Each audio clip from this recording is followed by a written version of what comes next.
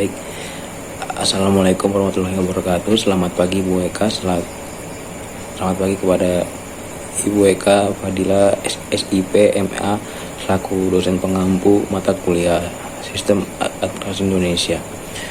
Baik, saya sini akan menjelaskan dan membaca materi tentang aparatur perekonomian negara, yang dimana materi tersebut yang diberikan oleh Ibu Eka pada pertemuan 11 dan 12.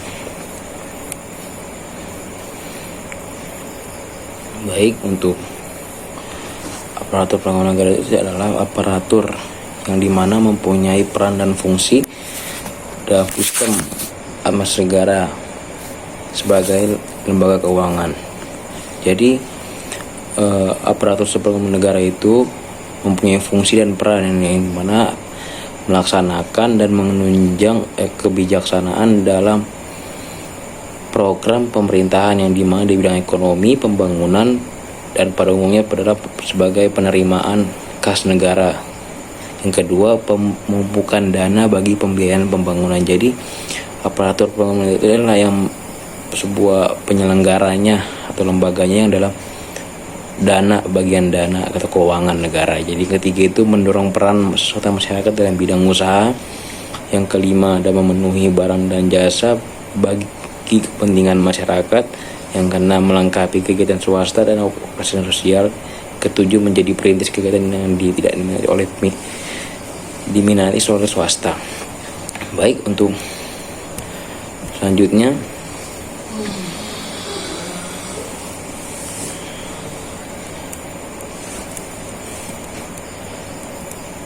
aparatur perekonomian negara ini kita bisa sebut ada dua bagian, atau kita tahu baru bagian yang mana. Itu ada badan usaha milik negara atau badan usaha milik daerah. Peran BUMN dan peran BUMD ini bisa dikaitkan sama-sama, hanya berbeda dalam konteks negara dan daerah.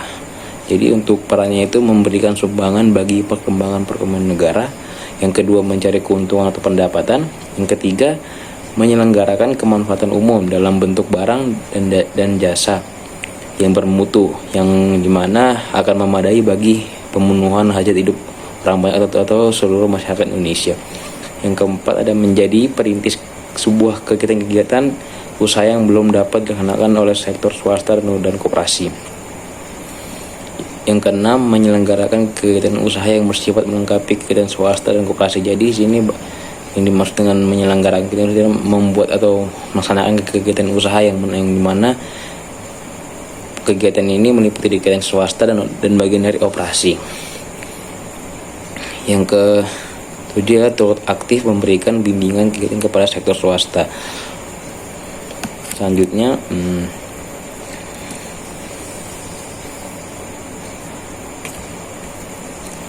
ada badan-badan hukum milik negara atau BHMN, yaitu merupakan suatu hukum baru bagi perguruan tinggi negeri.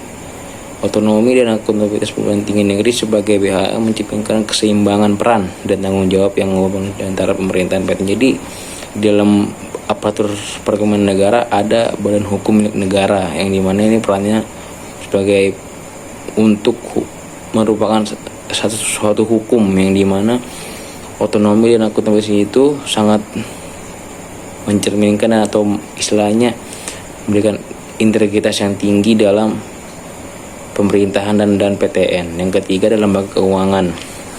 Mayoritas berbentuk aset finansial, mempunyai tugas pokok memberikan kredit kepada nasabah dan menanamkan dananya dalam bentuk surat-surat berharga. Nah, lembaga keuangan kita kategorikan ke dalam dua jenis. Yang pertama itu lembaga keuangan depositoro atau depository intermediary. Yang kedua, lembaga keuangan non depository atau non depository financial institution. Yang pertama, lembaga keuangan depository atau depository intermediary, yang ialah badan usaha yang tugas pokoknya menghimpun dana secara langsung dari masyarakat. Jadi dia itu sebuah badan usaha yang dimana dana yang dari masyarakat dihimpun atau ditumpukan, istilahnya dia megang. Nah, dari lembaga keuangan depository ini dapat dilihat dari jenisnya. Yang di Indonesia kita tahu yaitu ada bank sentral, bank umum, dan Bank Peradaan Rakyat atau kita kenal dengan BPR. Yang kedua, lembaga keuangan non depository, yang dimana ialah badan usaha keuangan yang kegiatan usahanya menarik dana dari masyarakat dengan menawarkan kontrak untuk memproteksi penabung terhadap risiko ketidakpastian. Nah, bank sentral ini adalah lembaga juga yang bertugas mengontrol sistem keuangan dan perbankan. Ada peran yang diambil oleh bank sentral, yaitu mengatur dan menjaga kelancaran sistem pembayaran. Yang kedua, menetapkan dan melaksanakan kebijakan moneter. Yang ketiga, mengawasi jalannya kegiatan perbankan. Yang kelima, menjadi sebuah lembaga perantara keuangan. Yang keenam, sebagai bank dari bank-bank lain. Jadi itu bank sentral istilahnya pusatnya lah.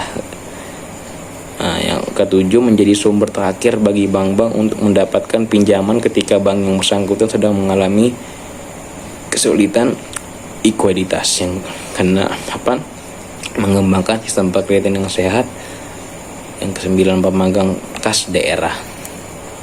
Nah, ada lagi Bank Indonesia. Tugas Bank Indonesia itu sama, yaitu menetapkan dalam hal kebijakan, yang dimana Bank Indonesia memiliki kewenangan untuk melaksanakan kebijakan moneter yang melalui penetapan sasaran moneter dengan memperhatikan sasaran melalui inflasi serta melakukan pengendalian moneter melalui berbagai cara. Yang kedua itu mengatur dan menjaga kelancaran sistem pembayaran kedudukan Bank Indonesia yang tidak sejalan dengan DPR, MA, BPK atau Presiden dan lembaga negaranya. Yang ketiga, mengatur dan mengawasi Bank Indonesia menetapkan sebuah peraturan dan memberikan dan mencabut izin atas kelembagaan dan tidak kegiatan usaha bank-banknya. Nah, lembaga pengusaha jasa keuangan atau kita kenal yaitu Otoritas Jasa Keuangan, OJK singkatannya. OJK itu mempunyai tugas yang mana mengawasi bank dan juga lembaga keuangan, bukan bank seperti perusahaan asuransi. Jadi OJK ini dia mengawasi jalannya kegiatan perbankan, contohnya kayak di Bank Indonesia, bank-bank lainnya. Jadi sebelum ini mereka pasti melaporkan ke OJK. Nah, yang kedua itu ada harta dan kekayaan negara. Diartikan sebagai barang, baik barang tidak bergerak maupun barang yang bergerak, yang dimiliki atau dikuasai oleh pemerintah pusat, pemerintah daerah, badan hukum milik negara, BUMN dan BUMD, serta penyertaan modal negara atau saham negara. Landasan penguasaan ini meliputi dari asas sentralisasi, dekonsentrasi, dan desentralisasi.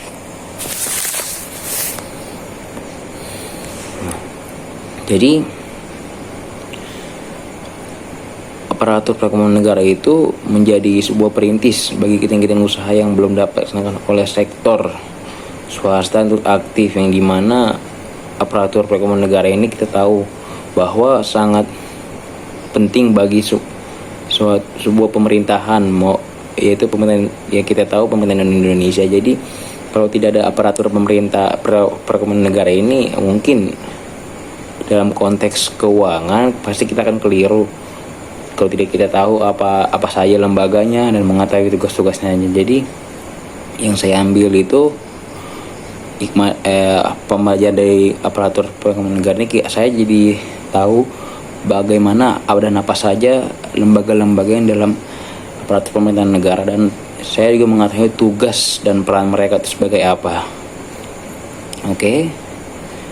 Sekian presentasi dari saya, kurang lebihnya mohon maaf. Terima kasih kepada Bu Eka yang telah memberikan materi ini, yang dimana materi 11 dan 12. Terima kasih Bu. Assalamualaikum warahmatullahi wabarakatuh. Selamat pagi Bu.